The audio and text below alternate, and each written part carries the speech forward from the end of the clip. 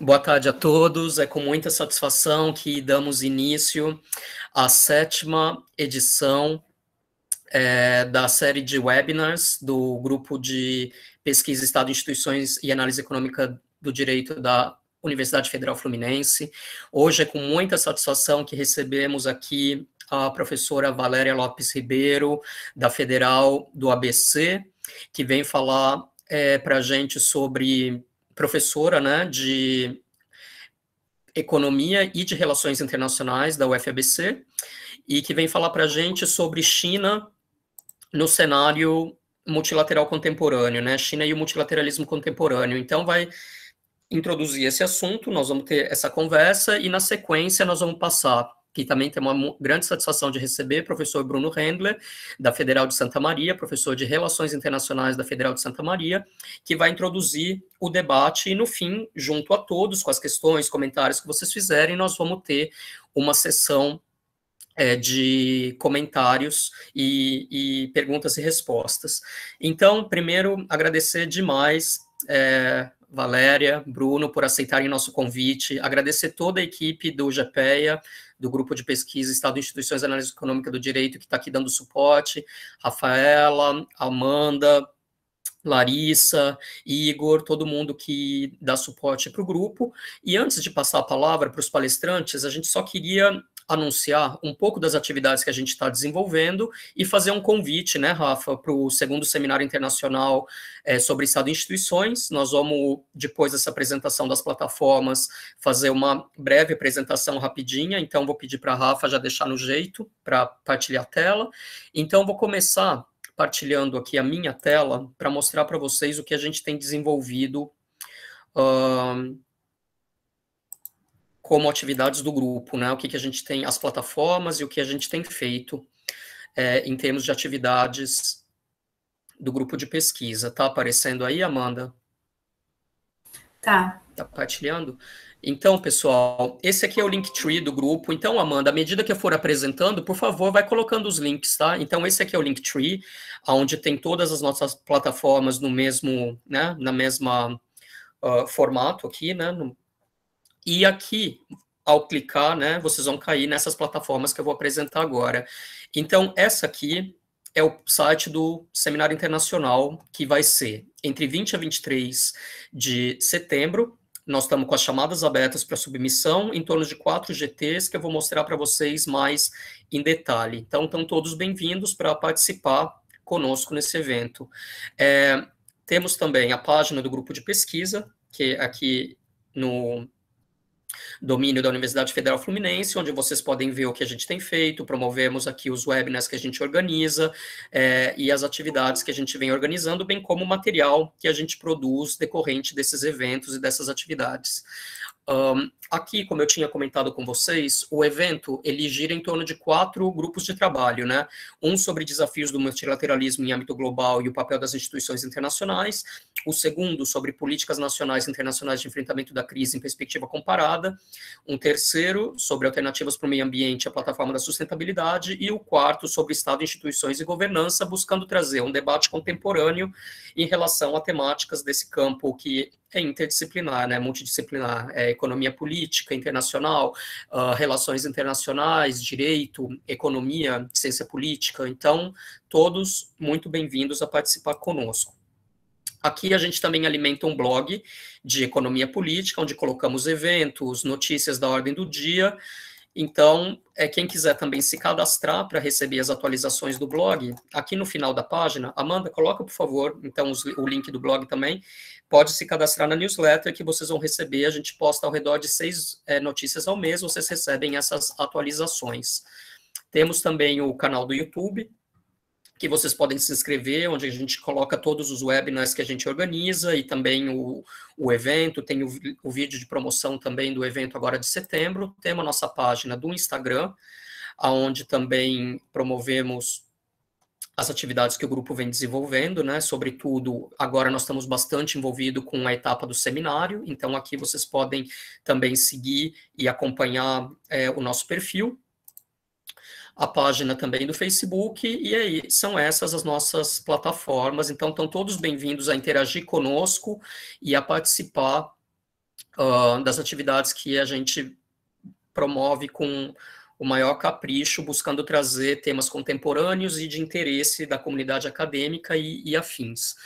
Então, sem mais delongas, eu passaria, então, agora para as apresentações institucionais. Então, hoje o nosso webinar é intitulado China e a sua inserção no multilateralismo contemporâneo. Estamos recebendo, então, a professora Valéria Lopes Ribeiro, que leciona para os cursos de Economia e Relações Internacionais da UFABC, e é doutora em Economia Política Internacional pela Universidade Federal do Rio de Janeiro, né, pelo PEP da UFRJ.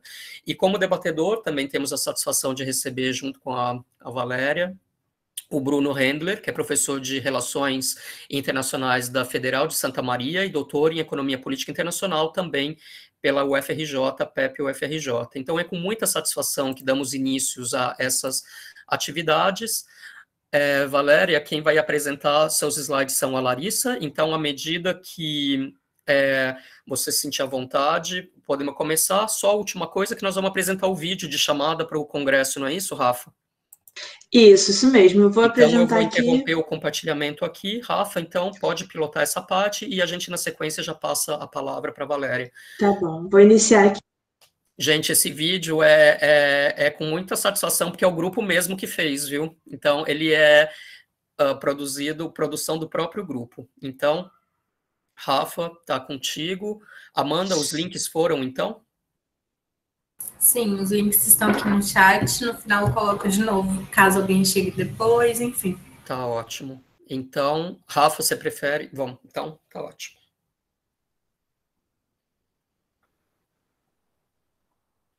Espera que eu acho que deu problema aqui no meu negócio. Então deixa que eu faço por aqui, porque o meu eu consigo partilhar o vídeo. Então, tá. Rafa, não tem problema. Eu partilho por aqui, tela inteira. Me avisem, então, quando estiver partilhando. Tá partilhando já. Tem gente que não viaja por causa dos preços das passagens. Ai, que ótimo. A publicidade involuntária. Então, deixa eu maximizar.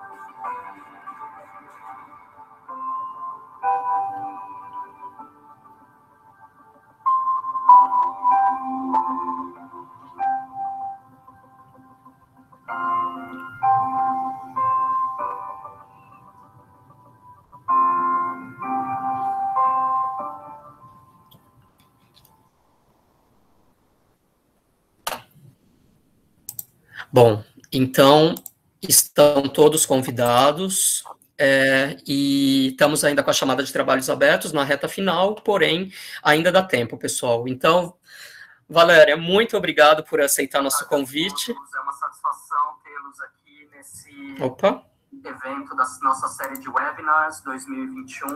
Perdão. Uma satisfação, então, Valéria, receber sua presença aqui, junto com o Bruno. Então, a palavra é sua. Muito obrigada, Gabriel. Gostaria de, então, agradecer o convite. Muita satisfação participar aqui com vocês, junto com o Bruno também, colega, Gabriel. E parabenizar também o grupo, o trabalho de vocês aí. Estou vendo aqui por essa introdução. Parabéns, é um trabalho muito legal. O seminário também está sendo bem comentado. Então, parabenizo vocês, que estão aí né, se esforçando em meio à pandemia, né, a universidade pública ativa. Parabéns a todos. E cumprimentar todo mundo que está aqui presente, né, na sala. Bom, eu sou professora, né, Valéria Ribeiro, da Universidade Federal do ABC. Sou professora também, né, além dos bacharelados em RI e Economia, do programa de pós-graduação em Economia Política Mundial, que é um programa de pós-graduação da UFABC, e também do mestrado em Relações Internacionais da UFABC, tá?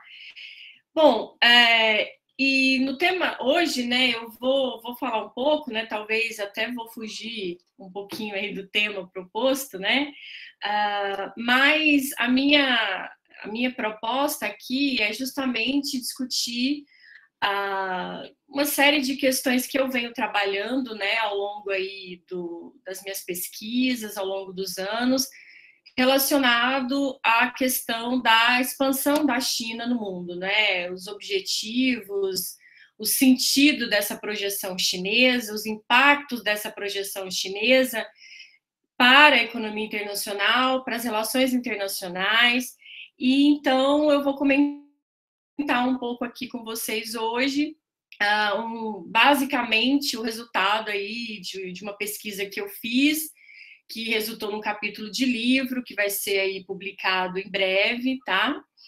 Que diz respeito justamente à investigação sobre qual forma vai assumir essa projeção chinesa hoje a partir das suas questões também internas, não é? Como é que o padrão de crescimento atual vai moldar justamente também essa projeção externa, né? Bom, então eu vou pedir para a Larissa, né, projetar. Eu preparei aqui o material para organizar a minha fala. Ótimo.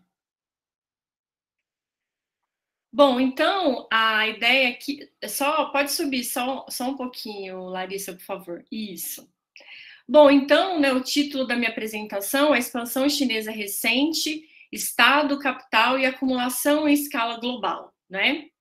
Então, basicamente, né, eu estou tratando de investigar como é que vai se dar essa expansão, né, essa projeção externa da China hoje.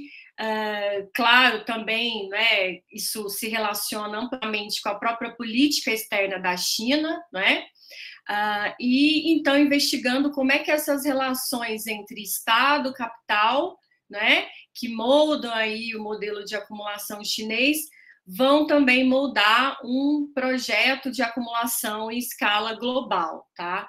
Então, é mais ou menos por aí. Pode passar, por favor.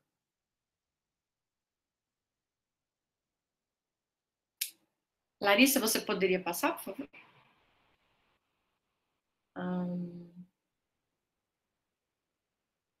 Vocês estão me ouvindo?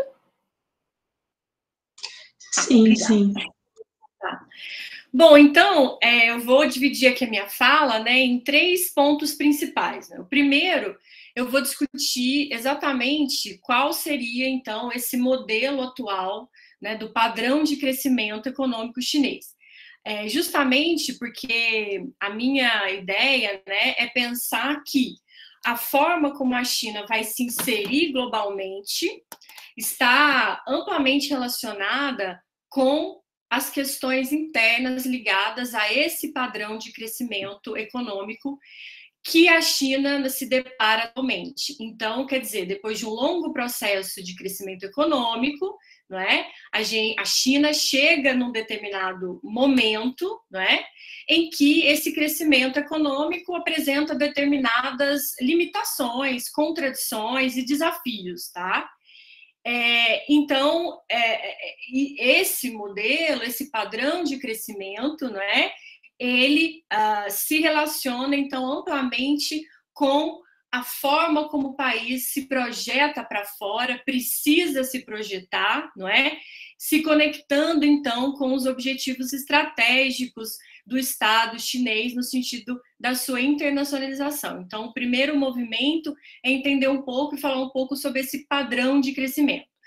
Depois é justamente entender a relação desse padrão de crescimento com a projeção global da China, né? Então, é entender, de certa forma, como é que a gente pode pensar que esses movimentos da China, né, os investimentos, o próprio Belt and Road Initiative, refletem também essas questões ligadas ao padrão de crescimento, né? Então, a China se projeta globalmente a partir de interesses estratégicos, mas também através justamente do imperativo de superar esses desafios de crescimento interno, tá? E, finalmente, vou comentar um pouco sobre os impactos, né, nos países, os impactos para os países periféricos, mas também para os países centrais, dentro desse novo cenário aí da projeção chinesa, tá? Pode passar.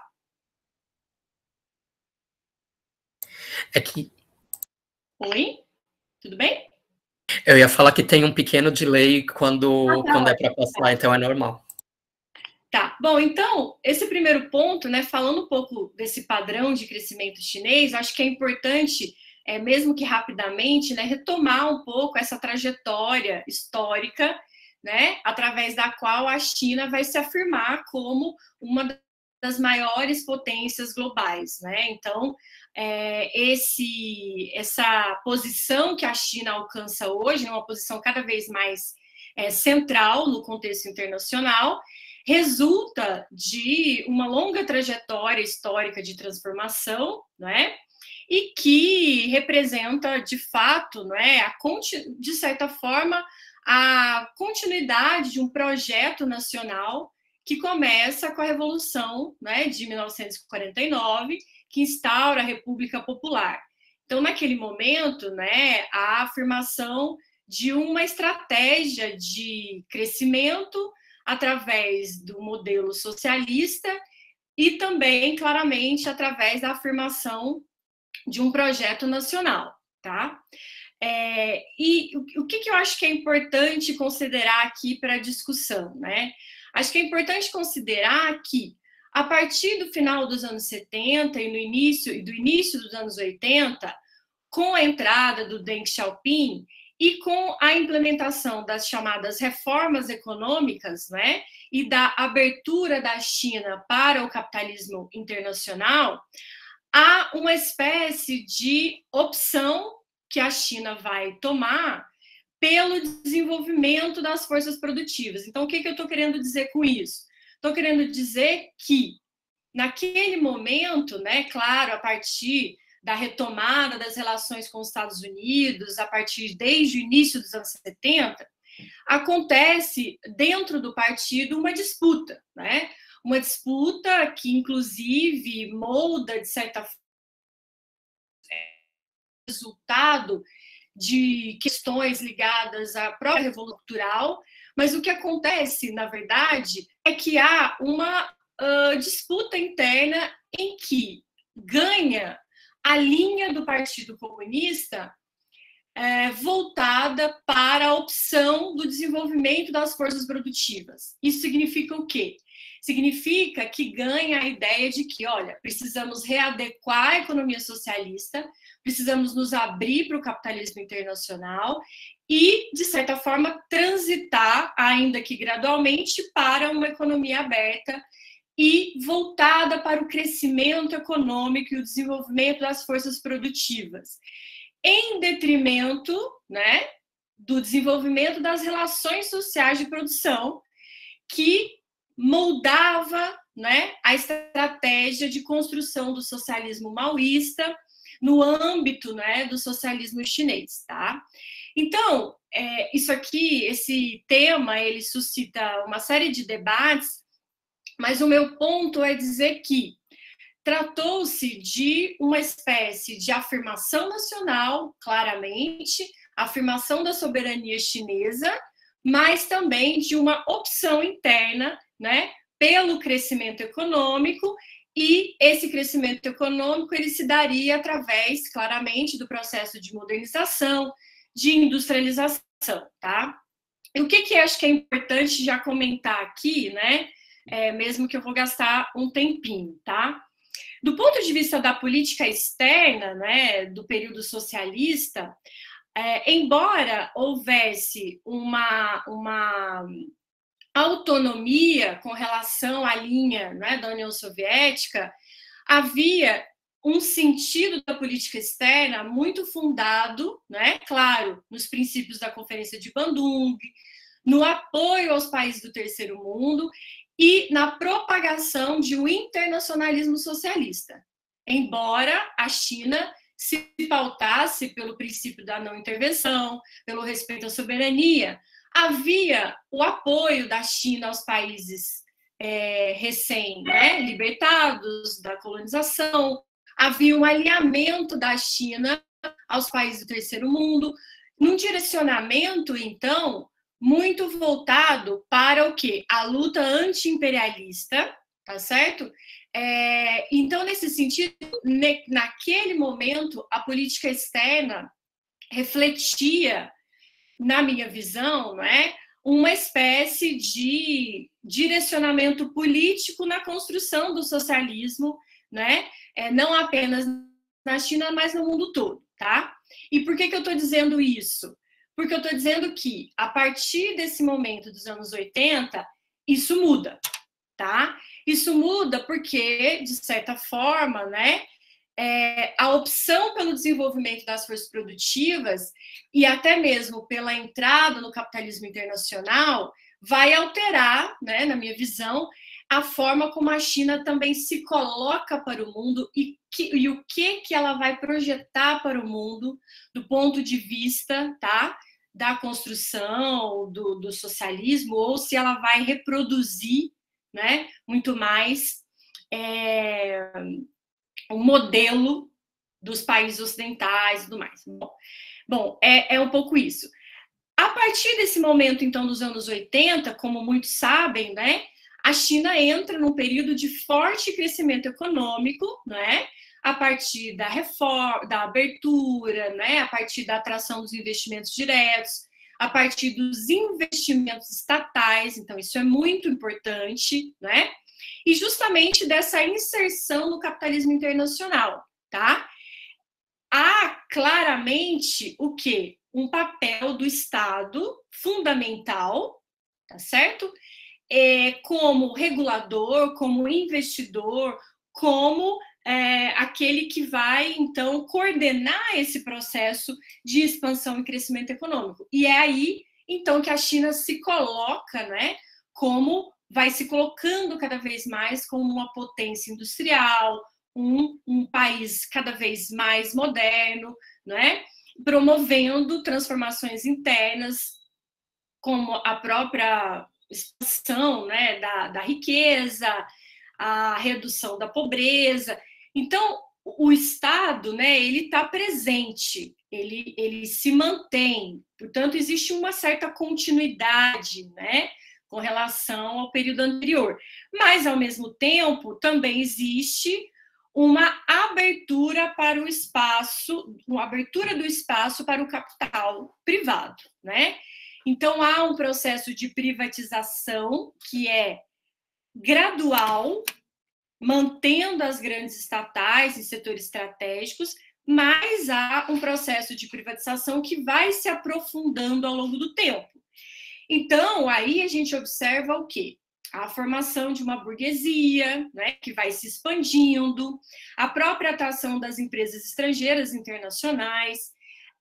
Isso tudo, então, vai moldando o que a China vai se constituir atualmente, né, como um país exportador, o país maior exportador do mundo, a liderança aí, né, de setores, segmentos e tudo mais, tá?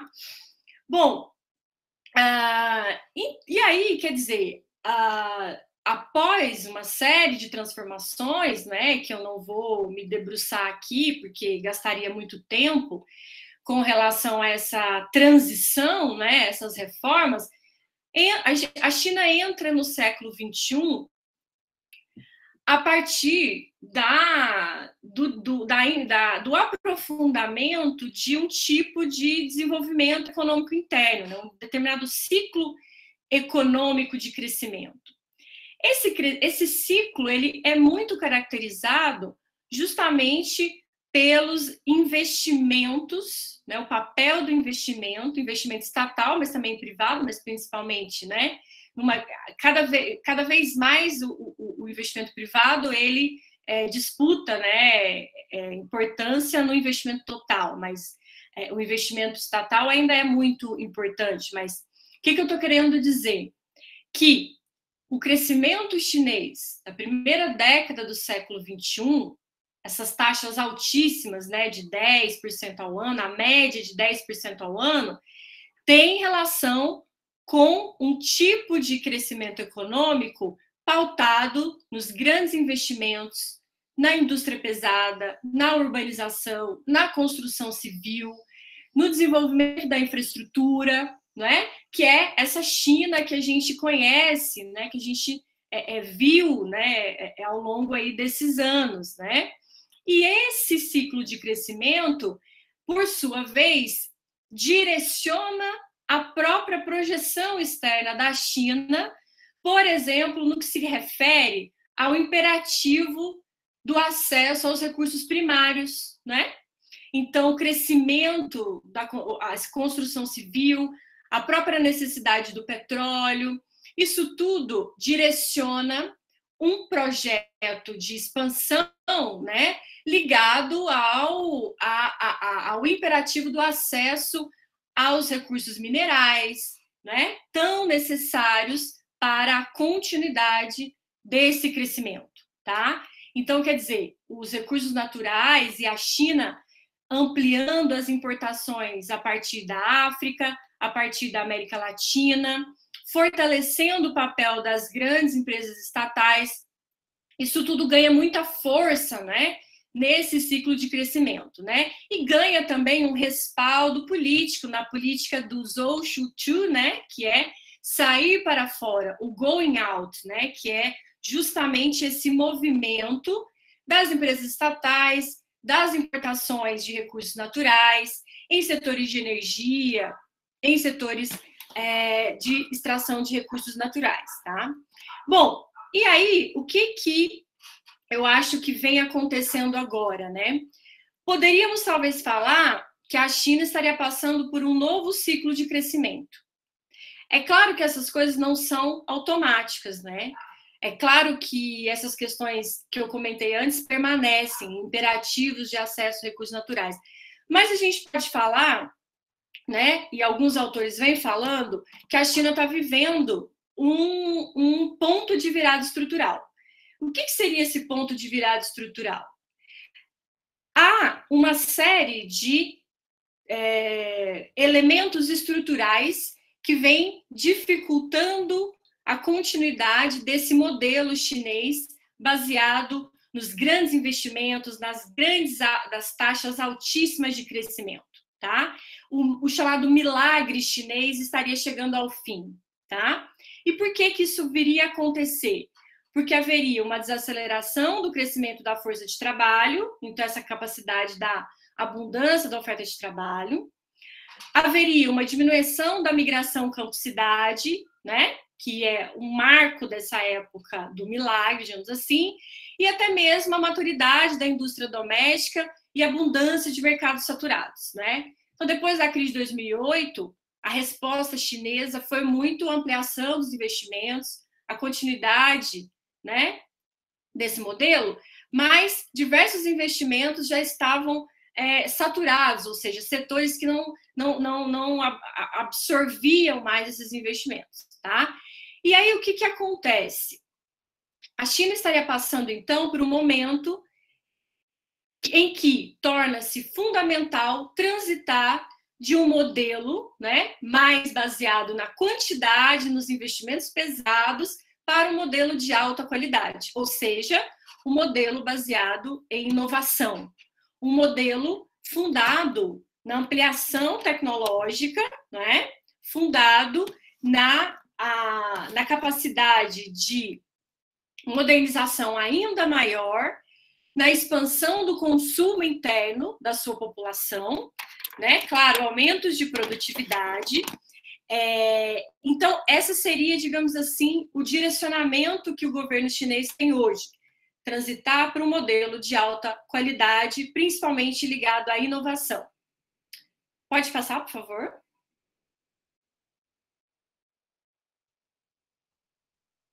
Bom, aí a questão, né? Como essas transformações todas vêm influenciando a projeção global da China, tá? O que eu estou, então, querendo entender, né?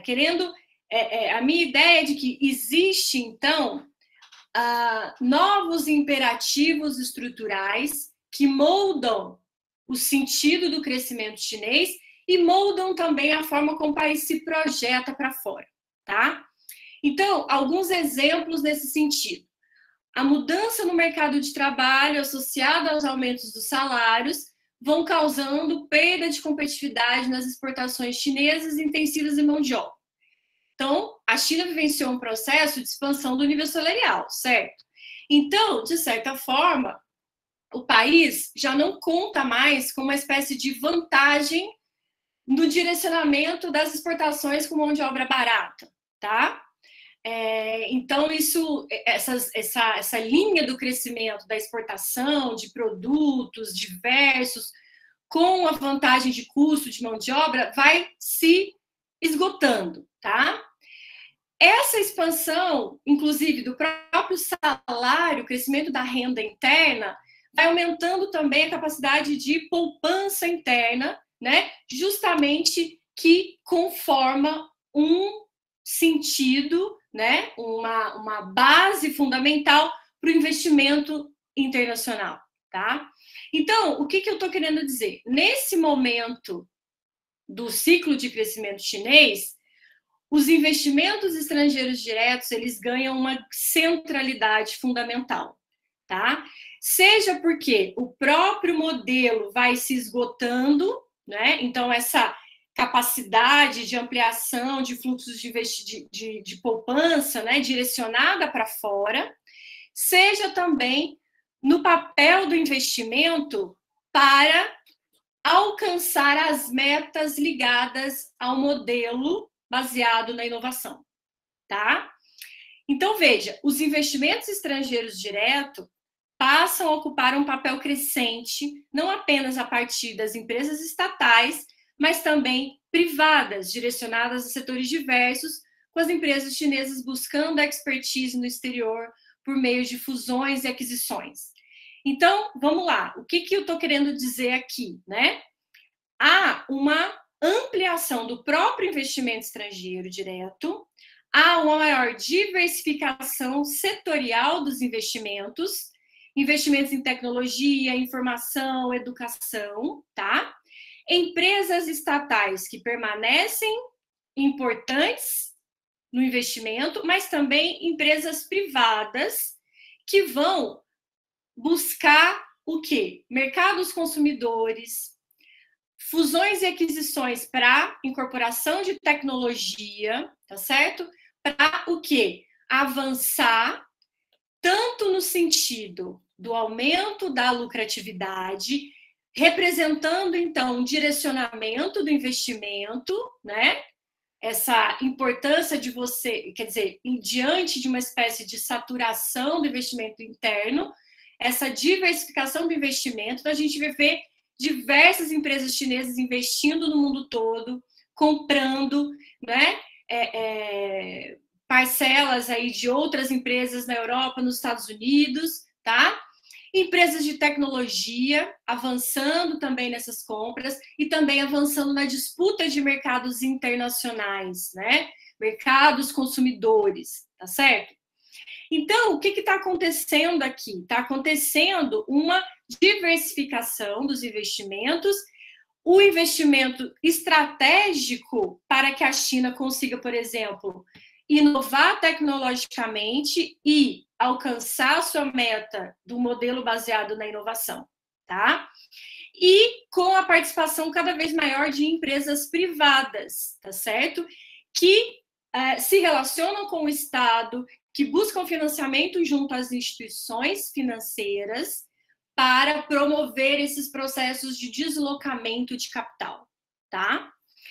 O Belt and Road, né, é uma grande estratégia pensada pelo governo a partir de 2013, que tem um sentido, né, muito amplo, né, um sentido estratégico de conexão de mercados, um sentido de uma projeção geopolítica da China, claro, né? Mas também, de certa forma, o Belt and Road está conectado a isso tudo que eu estou falando.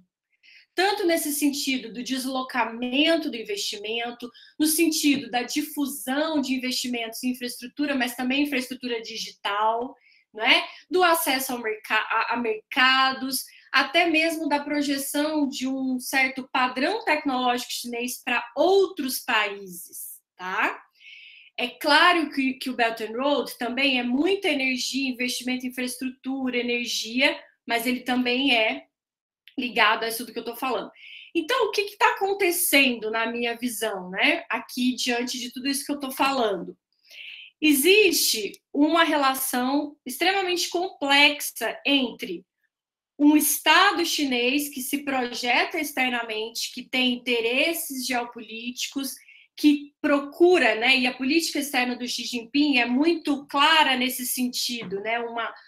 Uma visão muito mais assertiva, né? Nesse sentido de projetar a China para o mundo, tá?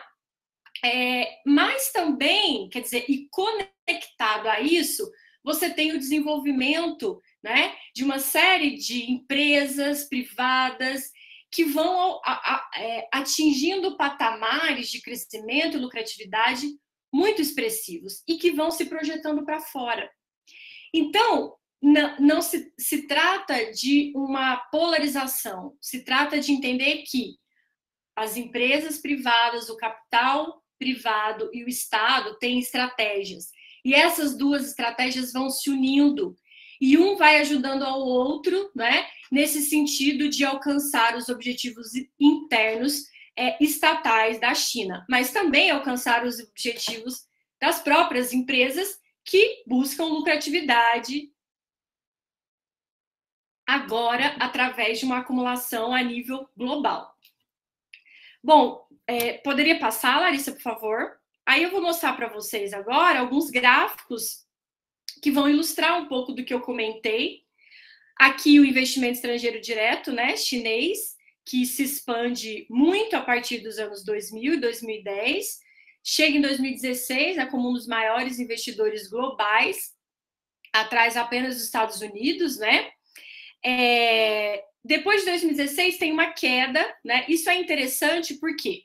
Porque, veja, esse movimento que eu estou falando, ele é um movimento que, como vocês percebem, né? Ele para mim, é muito estrutural, é muito ligado às coisas, mas existe nessa relação complexa entre Estado e capital, né? Você tem idas e vindas. Então, você tem, por exemplo, a partir de 2016, um afluxo gigantesco de investimento das empresas privadas lá fora. E o governo chinês vai bloquear, tá? Ele vai responder. E essa queda, dizem alguns autores, tem um pouco a ver com isso, tá? E também tem a ver com o quê? Que é outro ponto interessante para a gente discutir. Com a forma como os outros estados, né, Estados Unidos, Europa, vêm reagindo a esse avanço dos investimentos chineses, né? Procurando, então, ampliar as regras que limitam a entrada dos investimentos chineses nos Estados Unidos, na própria Europa, tá certo? Então, quer dizer, existe uma reação a esse movimento também, né? Não é um movimento que se dá e não. Existe uma reação internacional, né? Aí, claro, né, podemos discutir a questão da Huawei e tudo mais, mas também uma questão interna, ou seja, o Estado responde a isso, né, no sentido de tentar, em alguns momentos, bloquear esse movimento. Mas, na minha visão, essa reação, ela não anula um movimento real e concreto, que é um processo de exportação dos capitais chineses pelo mundo, né? É claro que isso vai e volta, mas... Pode passar, por favor, Larissa? Aqui são os dados sobre o investimento direto chinês, a participação das empresas estatais e não estatais no investimento estrangeiro direto, né? Então, você vê que ao longo aí dos últimos anos, tem um aumento muito importante das empresas não estatais, de modo que hoje seria mais ou menos 50%, 50%, né? Das empresas que investem. E é claro, né, gente, quando a gente fala em empresa privada chinesa, a gente tem que ponderar, quer dizer, tem empresas que têm conexões com o Estado tem membros do partido que fazem parte de empresas, isso tudo tem que ser levado em consideração. Mas o ponto é, e os próprios dados do governo chinês mostram, né, essa ideia de uma diminuição do monopólio estatal, né, e a expansão aí do capital não estatal, tá? Pode passar, por favor.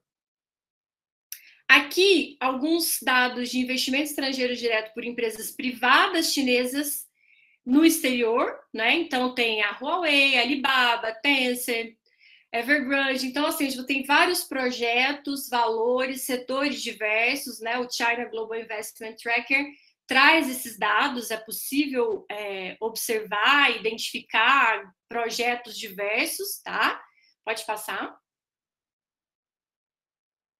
Aqui, empresas privadas chinesas com projetos via Belt and Road.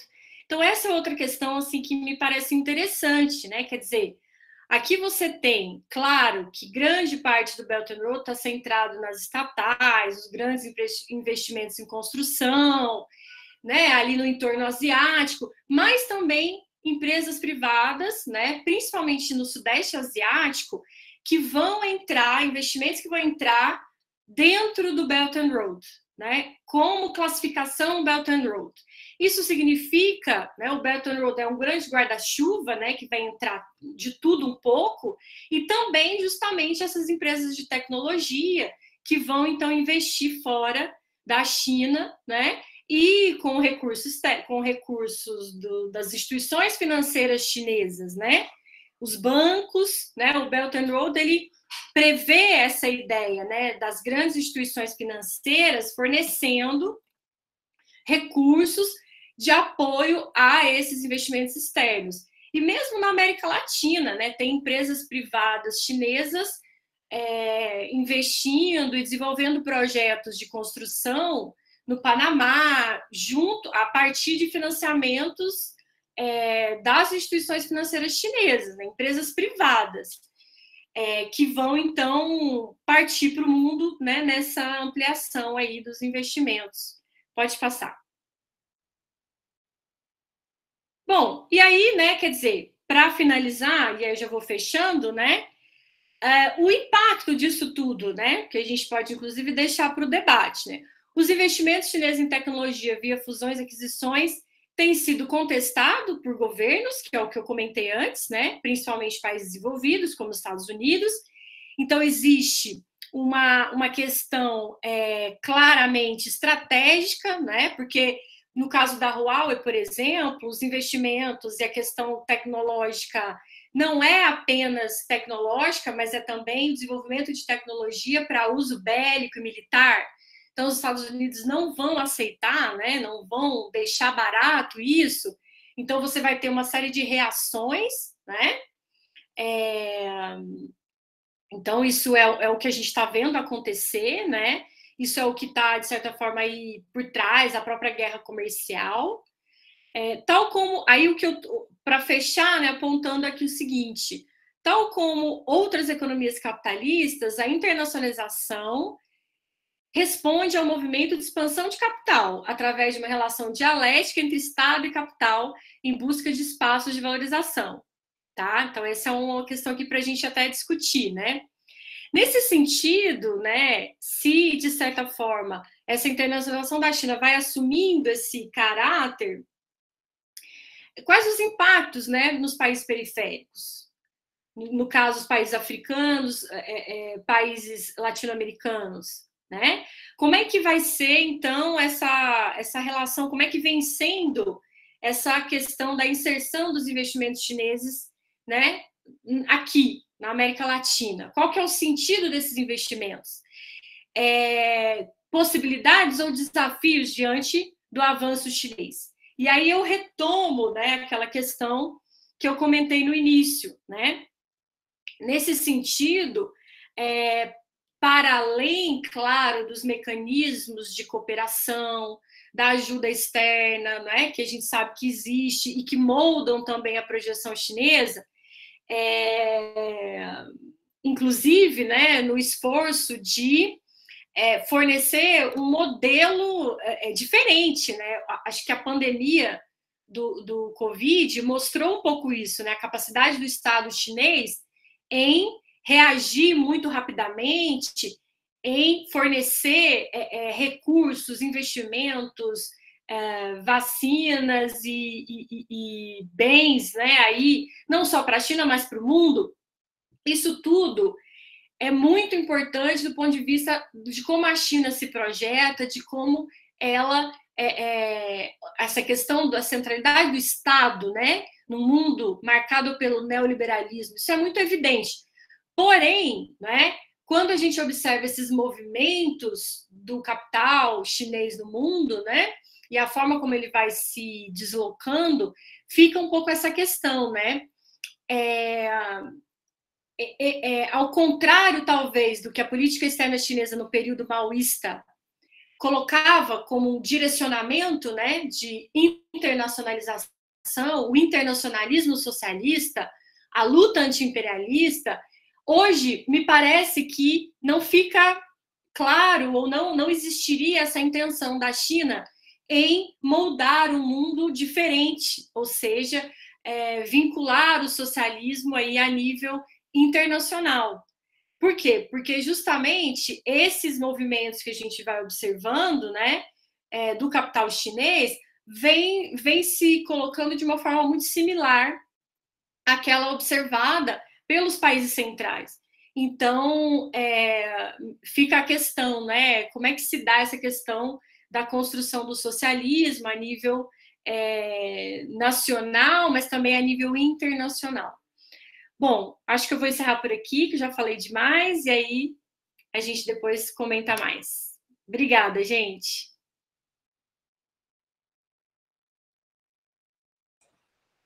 Olha, uma satisfação, muito interessante os pontos trazidos pela professora Valéria.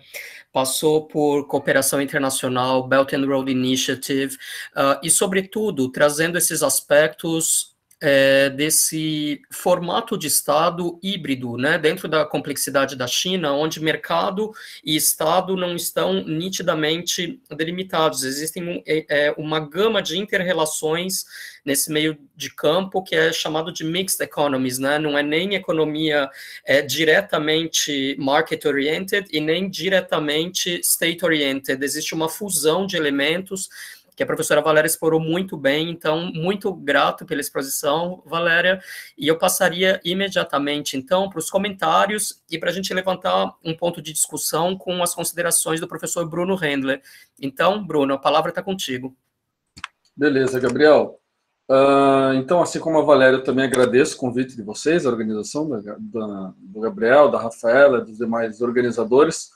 Saúdo o Gabriel e a Valéria, né, que também parceira de congressos e pesquisas e tudo mais. É uma satisfação encontrá-los, né?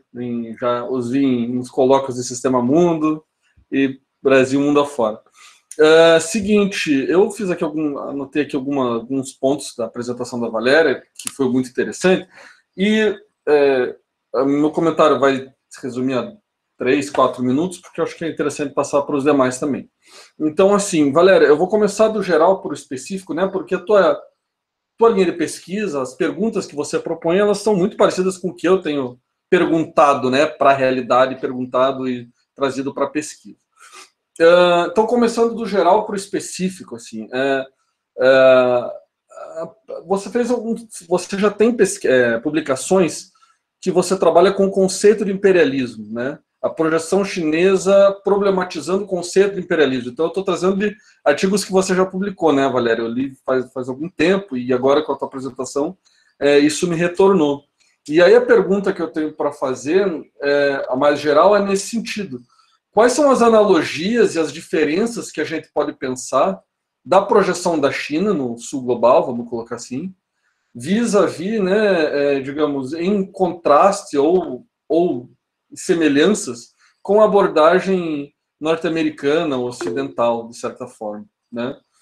E dentro disso, ainda uma pergunta nesse âmbito mais aberto, o que a ascensão da China significa em termos da longa duração, né? Numa perspectiva, seja do Arrighi, do Wallerstein, do Fiore, mas numa perspectiva sistêmica, né? Eu acho que é importante a gente começar desse geral, sabe? Então, opa, tem um gato aqui que quer participar também. Então, acho que essa é a primeira indagação que eu faço para você, nesse sentido. O que a China pós-2008 tem a nos dizer sobre respostas para problemas sistêmicos, né? Respostas sistêmicas para problemas sistêmicos que os norte-americanos abriram mão de resolver, né? Então, a gente está diante de uma transição de hegemonia nos conceitos do Arrighi, a forma como eu vejo, é uma formação de um G2, né? Um consórcio americano-chinês que vai ora cooperar, ora competir, ora concorrer em termos econômicos, né? E competir em termos estratégicos, né? Ou, enfim, então uma transição de poder hegemônica, uma convivência conflitiva e cooperativa entre os dois, ou, na verdade, uma manutenção dos Estados Unidos como grande potência, tendo o dólar como uma das principais forças, né? A centralidade do dólar e tal. Inclusive, acho que alguém fez uma pergunta relativa a isso. Então, essa é a pergunta mais geral. E aí, dentro de um dos pontos que você levantou, eu gostaria de chamar a atenção para o IED, né? O peso que os investimentos externos diretos da China no exterior tem sobre classes subalternas e elites, elites domésticas, né? Dos países parceiros. E aí eu também sei que você já esteve em Moçambique, né? Mas, se não me engano, não lembro, você pode me dizer melhor, estava estudando capital brasileiro lá ou capital chinês. Mas era chinês, né? É da China mesmo. Era da China. Pois é. E aí, voltando, revisitando essa coisa, esses problemas que você pesquisou já há algum tempo, como que a gente pode revisitar isso, né? O que há de diferente naquilo que você foi ver em loco, que é 10 anos atrás, talvez, um pouco mais, um pouco menos, e o que a China tem apresentado de novo, né? Exatamente pensando nisso, que a tua apresentação de agora, ela não é de agora, ela é de trabalhos que você tem feito ao longo do tempo, né? Então, acho que esses são os dois pontos. E o terceiro, uma coisa mais específica, é a dinâmica entre empresas públicas e privadas, né? Porque até que ponto essa mudança, né, esse equilíbrio com a ascensão de empresas privadas, não é uma estratégia da China meio que para parecer menos ameaçadora aos olhos do Ocidente, entendeu? Porque, como você mesma falou, as empresas privadas da China, elas viveram por muito tempo numa verdadeira incubadora estatal de incentivos, de proteção, de hélice tríplice, né, de alianças com universidades, com governo, com as próprias empresas, pesquisa e desenvolvimento. Então, assim, é todo um arcabouço institucional do Estado, que, como vocês estão falando, né, projeta essas empresas privadas. E aí você vê o Jack Ma se tornando membro do Partido Comunista Chinês, né? Você tem essa relação muito próxima, que os nossos conceitos aqui do Ocidente, eles às vezes se esvaziam, né? Às vezes a gente não consegue dar conta do que está acontecendo, que a China está protagonizando, a partir dos nossos conceitos. E aí eu termino por aqui, para abrir para o debate, mas eu acho legal, como a gente, né, trabalha há algum tempo, e eu li algumas coisas que você já publicou, eu queria ouvir de você, buscando um pouco de que você já pesquisou, né, ao longo dos anos, para refletir sobre essa tua nova pesquisa atual, né? E é isso, pessoal. Então, eu passo a palavra, não sei, para o Gabriel, e o Gabriel gerencia aqui a mesa, né? Obrigado. Olha, super agradecer as colocações pertinentes do Bruno, toda a ver com a nossa temática e com o nosso campo de estudo mesmo. De fato, o Bruno colocou que tanto Valéria, quanto ele, quanto eu atuamos nessa área de economia política internacional, que é o escopo dentro do qual a gente está conduzindo a discussão aqui, né? Então, sempre prezando pela abordagem interdisciplinar, considerando elementos históricos, junto com conceitos das relações internacionais, da ciência política, entendendo que esse é um escopo analítico mais para fenômenos complexos, né? Porque o que está sendo apresentado aqui são fenômenos com linha temporal, com sua complexidade. Eu já vou passar a palavra para a professora Valéria, e eu queria antes só convidar todos para a gente sempre faz um registro de um momento, então, com todos os participantes, para, por favor, todos que puderem abrir a câmera, que nós vamos, então, fazer um registro para o histórico dos webinars. Então, convidamos a todos aí um minutinho para abrir a câmera. Rafa e Amanda, vocês preparam, então, para a foto? Sim, sim. Tá tudo preparado. Vou só aguardar um minutinho para o pessoal ir abrindo. Então, gente, quem puder, por favor, abram para a gente poder fazer esse registro. Então... Mas pode abrir, quem está na rede, quem está na cama, quem está no sofá, não tem problema, não. É isso aí. Já apareceu o pet do Bruno, então é assim mesmo. A gente está vendo no Gabriel tem uma prancha de surf, então é assim mesmo, pessoal. Vamos lá. Então, a hora que assim vocês desejarem, Rafa e então, eu vou tentar contar 1, 2, 3, aí todo mundo sorri. Mais fácil. 1, 2 e 3. Pronto. Amanda, certinho. Conseguiu? Tirei também. Ótimo. Então, Val, passar a palavra para você, então, para as colocações do Bruno, e na sequência nós vamos apresentar, então, as questões que foram levantadas no chat. Tá ótimo. Bom, muito obrigada, Bruno. É ótimo, né, a gente poder conversar, debater, né? É muito legal, assim, a gente ouvir, né, opiniões aí dos colegas, né? Bom, eu vou responder aqui, né, mais rapidamente, para dar tempo aí para o pessoal também perguntar.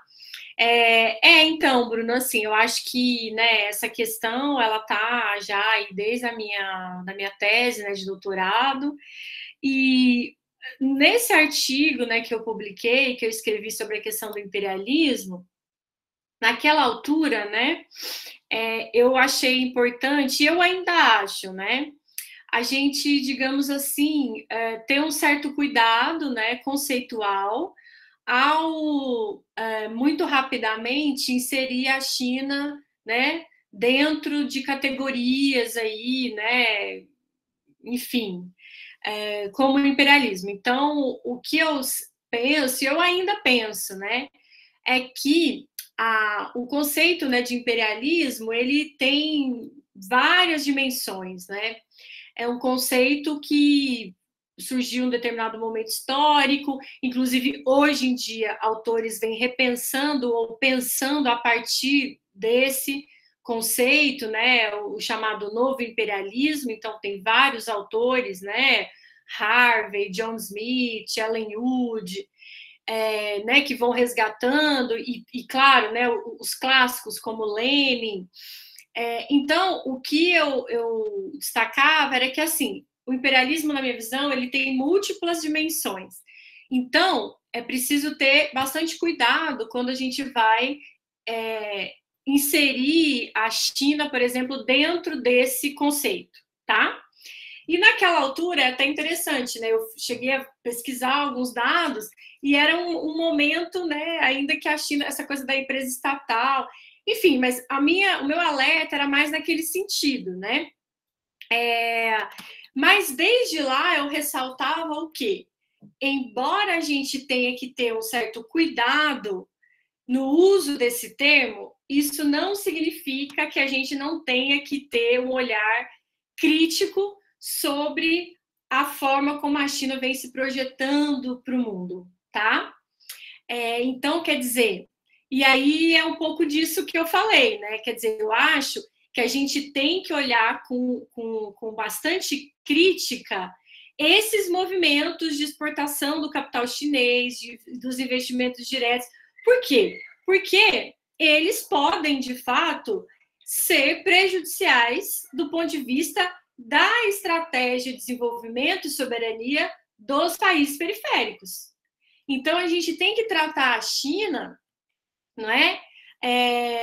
De forma a realmente entender o quanto esses movimentos podem ser prejudiciais. Então, esse aqui é o meu ponto. Inclusive, recentemente, esse é um texto do Cláudio Katz, que eu achei muito legal, em que ele fala o quê? Né? Não poderíamos, nesse momento, inserir a China como um imperialista. O imperialismo seria, né, muito vinculado, por exemplo, a essa questão dos Estados Unidos no Oriente Médio, a questão militar, a questão das guerras, né? Tem muitas dimensões que a China ainda não é muito diferente do que é o Império Americano hoje. Para mim, não tem comparação, né? É diferente, porque, seguindo um pouco essa lógica do Léo Panizzi, né, do Império Global, isso, enfim, os Estados Unidos são o Império Global, né? A gente está vendo a questão das guerras, questão cultural, mas aí é que tá, né? Também, aí o Cláudio Katz fala isso no texto. Parece que a China também vai se distanciando do sul global. E aí é que é o meu ponto. Na medida em que o país entra nesse caminho do capital, porque ainda é o caminho, porque é o caminho do capital, embora com o Estado. O sentido da acumulação é a acumulação de lucro, a valorização do valor. E aí, o que eu acho? A forma como o país vem se colocando no mundo vai reproduzindo essas contradições, que também são internas. E é aí que vem, né? Quer dizer, aí que vem o risco da China se colocar ao lado de potências capitalistas ocidentais tradicionais, né? Ou seja, no movimento concreto da acumulação de capital, esse movimento da China, né, ele pode não ser benéfico para os países periféricos. E aí, quer dizer, é imperialismo, não é imperialismo? Acho que daí é uma outra questão, né, que vai envolver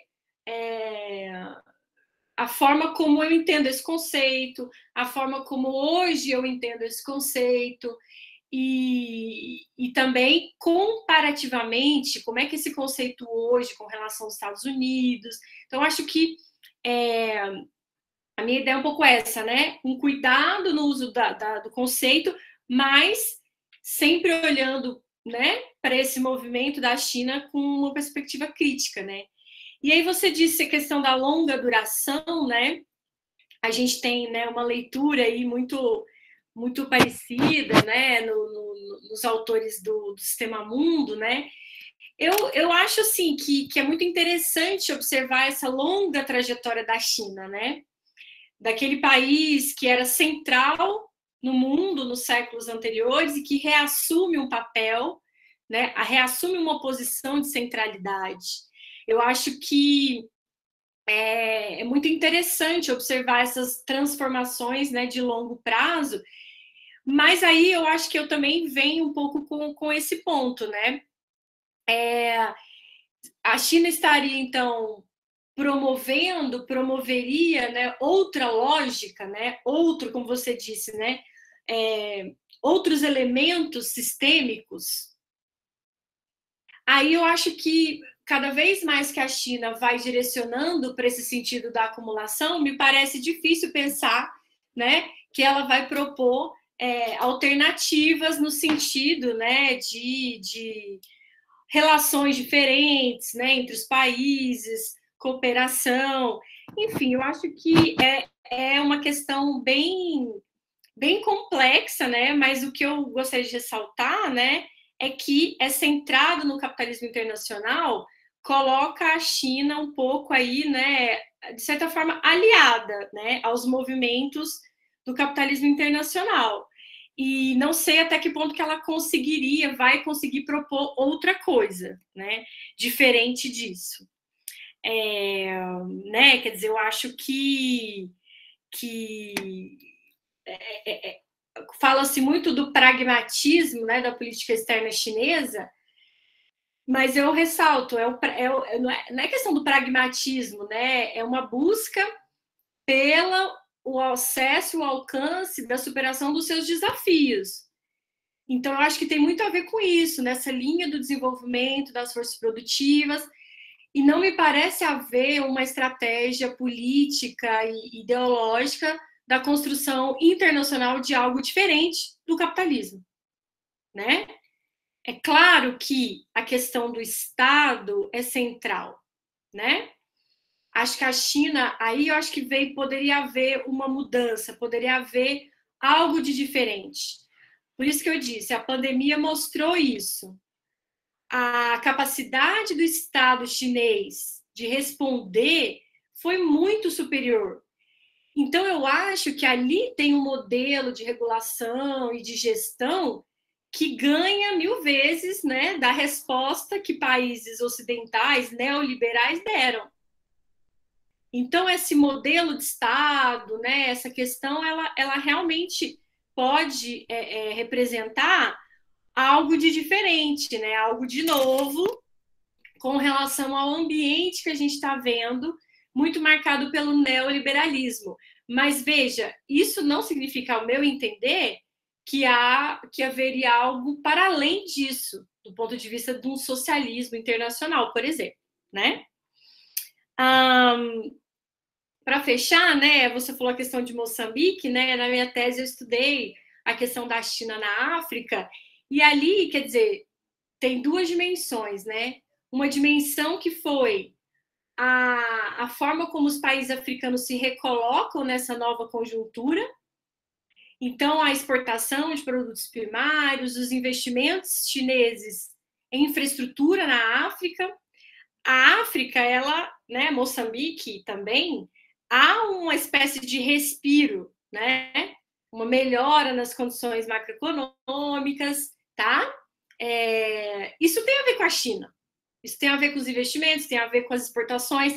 Mas veja, aí, né, 10 anos depois, digamos assim, né, 20 anos,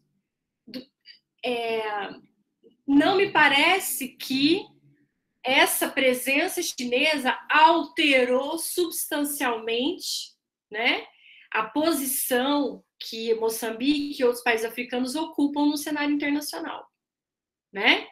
Então, quer dizer, apesar de alguma melhora, a gente vê a continuidade das empresas chinesas, principalmente na área de extração de recursos naturais, né? E uma dificuldade desses países em aproveitar essa conjuntura e transformar a sua própria nação. Do ponto de vista da indústria, por exemplo, ao contrário, há até uma espécie de tendência à reprimarização. Então, assim, isso tem a ver com questões nacionais, opções, né? A mesma coisa, Angola, né? Que cresceu a 10% ao ano no início do século, exportou e exporta muito petróleo, mas e aí, né? Não há uma mudança estrutural, não há. Então, assim, acho que é um pouco nesse sentido, né? De pensar aqui, de a gente refletir, né? O que a presença chinesa, né? Representa, né? Você falou a dinâmica entre empresas públicas e privadas, acho que é isso, é a dinâmica bem complexa, né? E como eu disse, o ponto, eu acho que é o seguinte, não é, o Estado ou privado, essa não é a questão. Acho que a questão é esses dois, digamos assim, numa complexa relação dialética, cujo sentido é a acumulação de capital. E a burguesia chinesa se apropria de grande parte desse valor gerado. As transnacionais estrangeiras presentes na China, que exploram a mão de obra, também se beneficiam, né? Então, tem uma integração do país no capitalismo internacional, tem o capital chinês, né, que agora também vai se transnacionalizando. Então, assim, eu acho que esse aqui é um pouco a questão, né, do sentido que caminha esse processo chinês, né? Bom, acho que é isso. Vou deixar então para as perguntas aí, pessoal.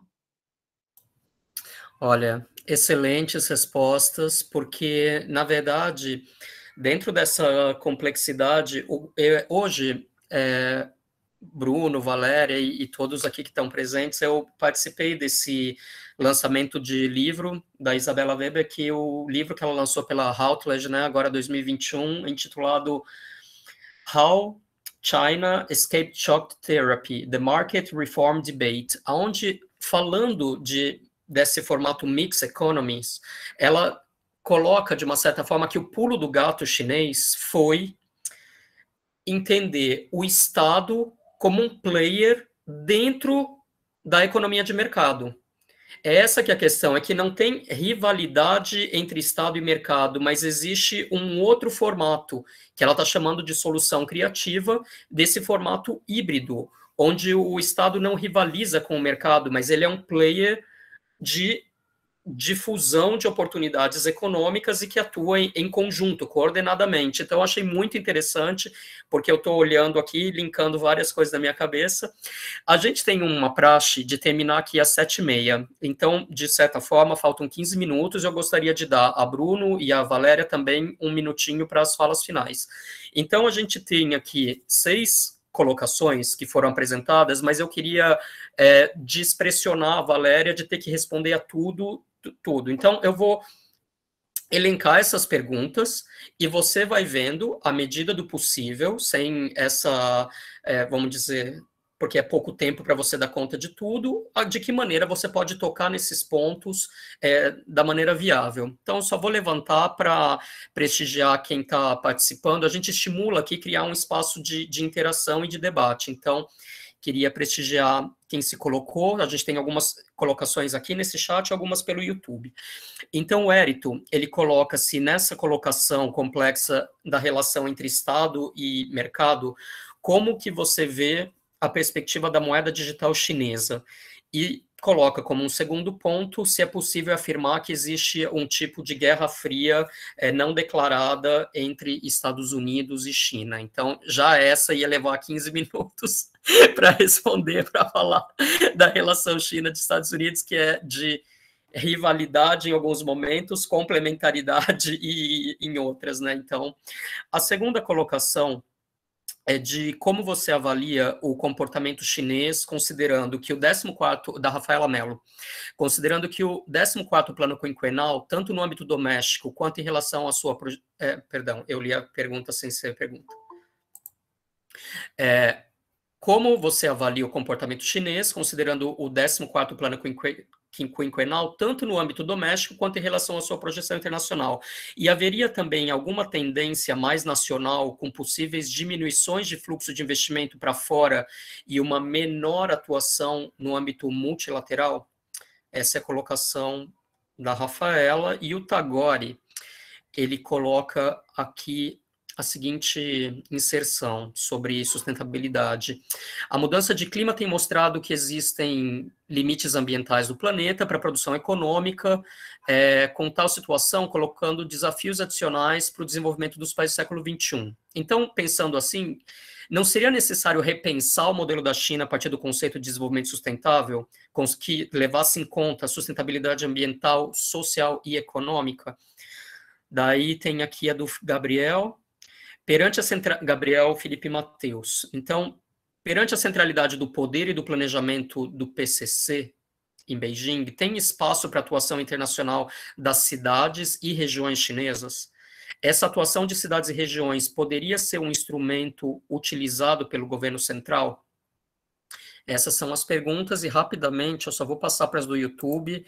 Val, naturalmente, sem a pressão de atender a todas, né? Veja uma sequência lógica que seja viável. O Vladimir Soares, pelo YouTube, ele coloca: gostaria de saber se a China tem adotado a teoria monetária moderna que atua emitindo moeda para estimular a economia para realizar suas políticas públicas. Então, a colocação dele é em relação a como que a China conduz a política monetária. E a Mariana Santos, ela pergunta: como que se explica, apesar das empresas serem privadas, essa resistência de alguns governos a esses investimentos, como o governo brasileiro, nessa questão 5G?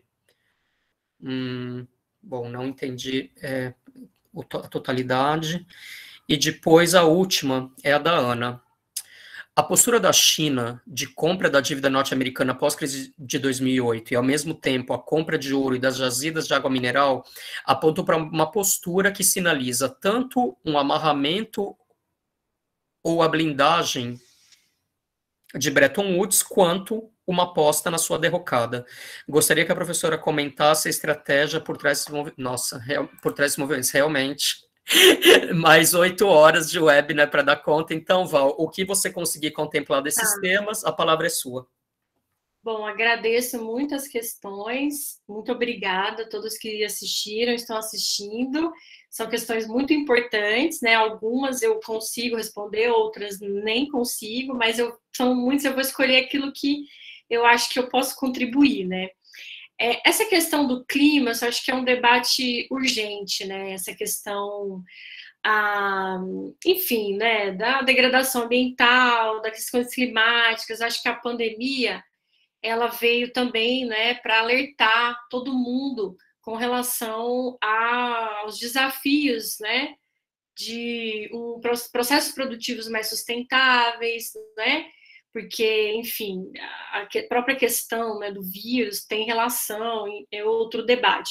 Mas, enfim, sobre a China, né, participei até de uma mesa na ABRE, muito legal sobre isso, em que uma aluna apresentava a China parece cada vez mais comprometida, né, com os acordos internacionais, os pactos, inclusive, né, o governo chinês se propondo a alcançar as metas de redução de poluição, e o governo chinês também investindo em tecnologias verdes. Isso tudo está acontecendo, né? Isso é muito importante, eu acho, porque a China tem, né, nesse nível que eu estou falando, institucional, político, de governança, a China tem um papel fundamental, tá certo? Então, o que ela vai dizer vai pautar o que diversos países vão pautar. Agora, aí eu acho que vem outra questão, né? Que é a questão seguinte: na medida em que o país adota essa estratégia de crescimento, expansão, industrialização, né? Desde os anos 80, num modelo, né, de valorização, acumulação de capital. Não tem como, porque essa forma de produzir, direcionada para o lucro, para a expansão do valor, ela tem consequências ambientais, tá certo? Então, assim, por mais que a China se esforce, e isso é fundamental, não tem como negar que, né, os processos de expansão e produção em larga escala de mercadorias, né, isso tudo tem impactos ambientais gravíssimos, tá certo? E aí a questão é a seguinte: seguir este modelo, né, baseado na produção, voltada para o lucro, é um modelo poluente. Então não tem muito jeito, tá? E mais, né, um debate fundamental que eu acho é pensar até que ponto, dentro da China, há um debate sobre tecnologias verdes, cidades verdes, mas internacionalmente, como é que a China lida com isso, né? Porque existem indícios, reportagens que vão mostrar os impactos ambientais dos projetos do Belt and Road, tá certo? Inclusive, há uma crítica com relação a isso, tá? E mais, por exemplo, né, a forma como o comércio exterior chinês vai direcionar, né, os esforços para a importação da soja, de produtos alimentares que nos países periféricos causam um impacto ambiental gravíssimo, né? E os chineses não estão, digamos assim, né, não estão debatendo essa questão, né? Qual que é o impacto da nossa especialização nas exportações de minério e soja? Qual é o impacto ambiental que vão para a China, fundamentalmente? Tá certo? Então, quer dizer, é tudo isso. Então, esse debate sobre o que a gente talvez poderia chamar de uma internacionalização da própria poluição, né, é uma questão muito interessante, que eu acho que está junto aí, né? Bom, a questão, né, da Guerra Fria, eu acho que claramente os Estados Unidos estão numa postura de enfrentamento, né, de contenção. A China é o novo inimigo, né? Isso pode se estabelecer e vem se estabelecendo de várias formas. A guerra comercial, a tentativa de inibir o avanço tecnológico chinês, de não aceitar a independência chinesa na fabricação de tecnologias que ela importa. Então, os Estados Unidos vão fazer de tudo para que isso não aconteça, né?